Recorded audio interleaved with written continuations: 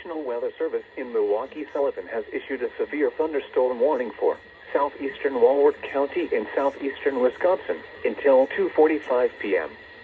At 2:03 p.m., a severe thunderstorm was located over Walworth, or near Williams Bay, moving east at 40 miles per hour. Hazard, 60 miles per hour wind gusts and quarter-size hail. Source, radar indicated. Impact, hail damage to vehicles is expected. Expect wind damage to roofs, siding, and trees.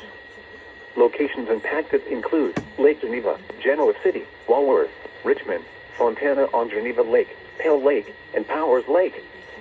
For your protection, move to an interior room on the lowest floor of a building.